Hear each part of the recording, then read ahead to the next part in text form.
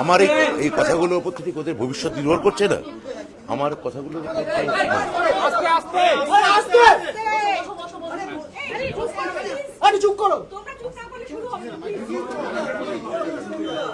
আমি 5 মিনিট পরে না, আমি না হচ্ছে না, ওই চেঁচাচ্ছে নীল টুপি চেঁচাচ্ছে, কে কোন চ্যানেল?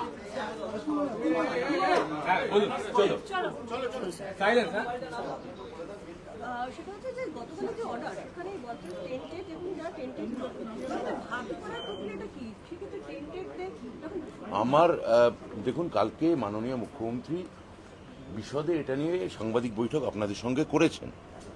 আমার আর বলার বিশেষ কিছু অবকাশ আছে বলে বা পরিসর আছে বলে মনে করি না।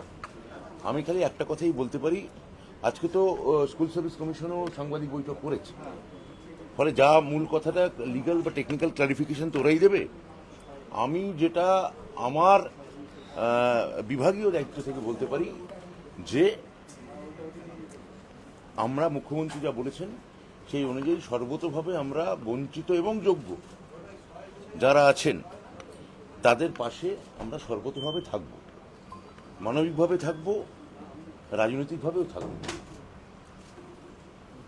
1, 2 এই যে আপনারা যেটা বলছেন টেন্টেড বা আনটেন্টেড, বা এক দলের বেতন ফেরত দেওয়া হবে আরেক দলের বেতন ফেরত দেওয়া হবে না, এই কথাগুলো তো আমার কথা নয়, এগুলো মহামান্য প্রধান বিচারপতির জাজমেন্টে প্রতিটি পাতায় আছে, মানে বেশ কয়েকটা পাতায় আছে, 28 নম্বর অনুচ্ছেদে খুব স্পষ্ট করে আছে। তাহলে যে রায় বলছে যে টেন্টেড এবং আনটেন্টেড, সেটা তো এসএসসির দেওয়া তথ্য পরিসংখ্যান তার ভিত্তিতেই বলা হচ্ছে।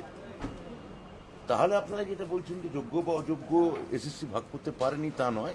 হয়তো বলতে পারেন তাতে কোর্ট সম্পূর্ণত কোর্ট সেটা বলেওছেন মাননীয় যে তারা সন্তুষ্ট হচ্ছেন না, কিন্তু যোগ্য অযোগ্যের একটা ভাগাভাগি নিশ্চিতভাবে প্রধান বিচারপতি রায়ের পর আমরা বুঝতে পারছি, এবং যারা যোগ্য এবং বঞ্চিত তাদের একটা মানবিক দৃষ্টিভঙ্গি যাতে সব তরফ থেকে বেরোয়, আমি সেই আবেদনও এই সূত্রে করব।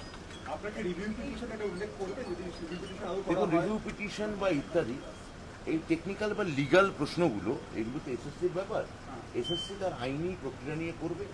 যদি আমাদের বিভাগের কাছে কোনো এই বিষয়ে তারা সাহায্য চায়, আমরা সেটা আইনি পরামর্শ তাদের নিশ্চয়ই দেব, তবে সেটা আইনি পরামর্শ নিয়ে দেব।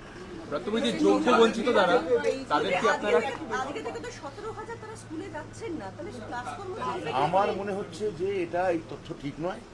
বিশেষত গতকাল মুখ্যমন্ত্রী যে বার্তা দিয়েছেন, সে বার্তায় পরিষ্কার করে তাদের কি করণীয় বা কি করণীয় নয় সেটা তিনি কালকে তাদের বলে দিয়েছেন। আর আপনারা যেটা বলছেন, আমাদের কাছে এরকম কোনো তথ্য নেই যে তারা যাচ্ছেন না।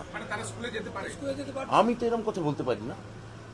আমি বলছি যে মুখ্যমন্ত্রী কালকে যেটা বলেছেন এবং মহামান্য বিচারপতি যেটা বলেছেন, সেটার পর যদি কোনো টেকনিক্যাল বা কোনো লিগ্যাল ক্লারিফিকেশন, সেটা তো এসএসসি আজকে জানিয়েছে। তো এসএসসি জানিয়েছে যে তারা মহামান্য প্রধান বিচারপতি সুপ্রিম কোর্টের কাছে তার একটা লিগ্যাল ক্লারিফিকেশন চাইবে। তো তার আগে মুখ্যমন্ত্রী যে মানবিক বার্তা দিয়েছেন, আমি আবার বলছি, তার উপর সমস্ত শিক্ষককে বলবো ভরসা রাখুন।